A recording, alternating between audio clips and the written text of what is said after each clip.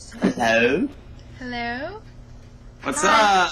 Can you see us? Hey, look at this guy. Say bye. Yeah, I can see you. Who am I saying bye to? You probably can't see that far. It's all good. There's just it was Nathan Mallon leaving us. Gotcha. This is my friend Alex. Hi, how are you? Nice to meet you. Nice to meet you too. I've seen you guys before. I did a little detective work. Oh, really? Yeah, man, you guys are like internet, just super popular kids. That's crazy. Say that. Well. You can pretend. That's true. I can pretend. No, I watched a video clip with my. Hey, are you guys still there? Yeah. Oh, yeah. It's just, It went black for a second. I watched a video clip, or a little bit of it, with my friend Micah Dean. He talked about you. Did he? I Well, watched don't the know part. in the video, but he did talk about you.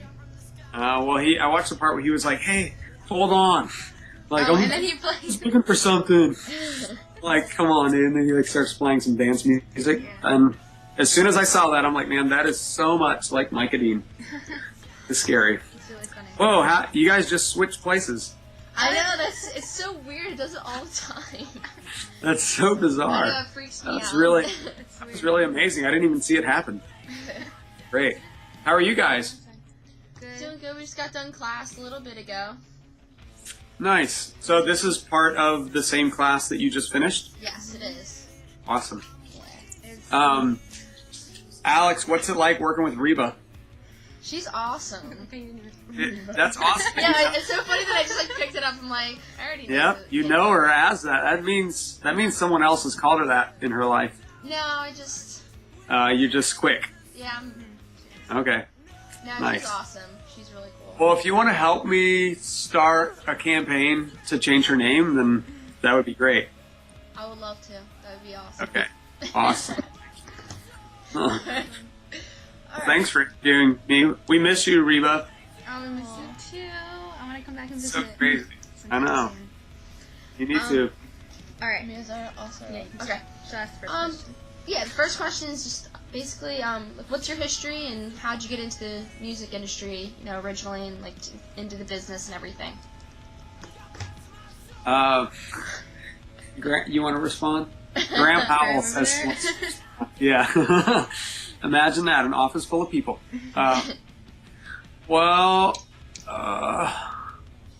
I studied psychology, and I had no clue that I would ever do anything with music. And as I was studying psychology, I'd always really loved music, but no idea. I didn't have any clue as to the fact that the music industry even existed, or let alone that it would even be possible for me to be a part of it.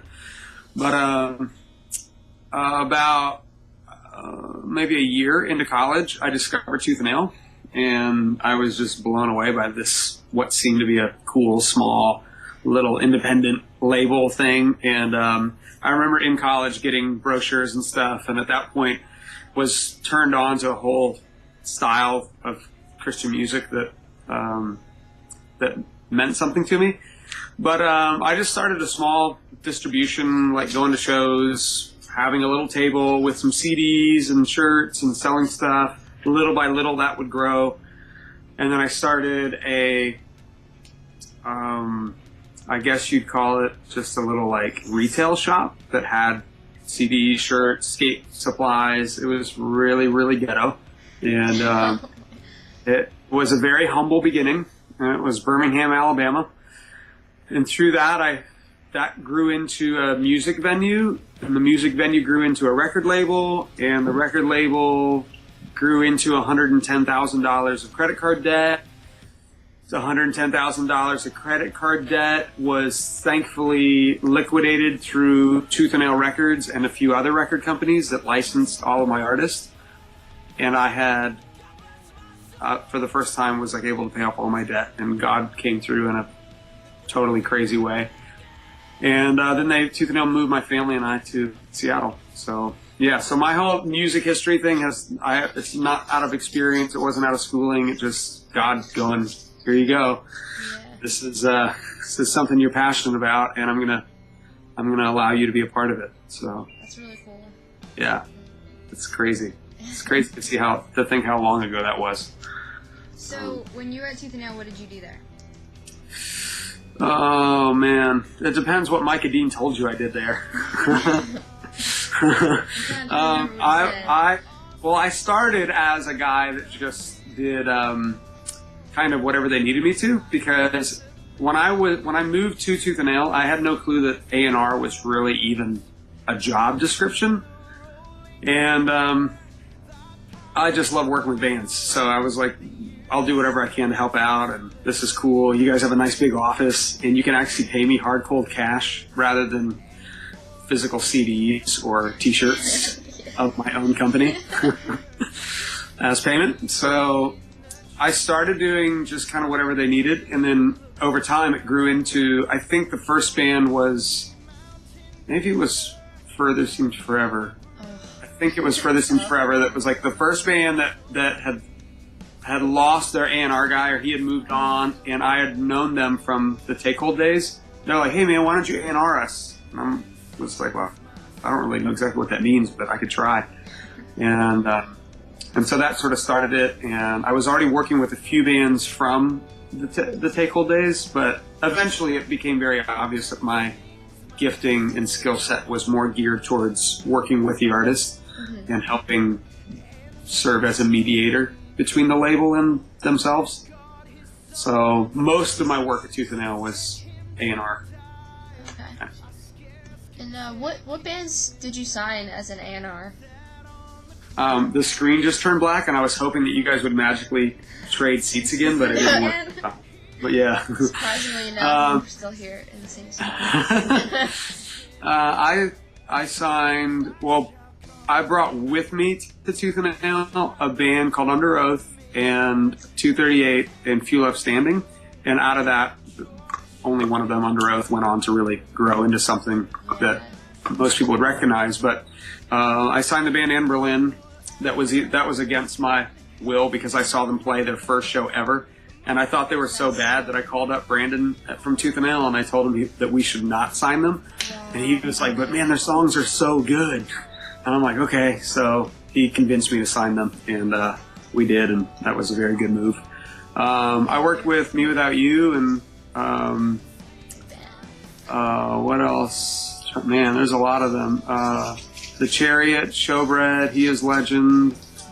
Unfortunately, there were so many bands that I worked with at Tooth&Nail that anytime I think of all the bands I worked with, it's hard for me to recall.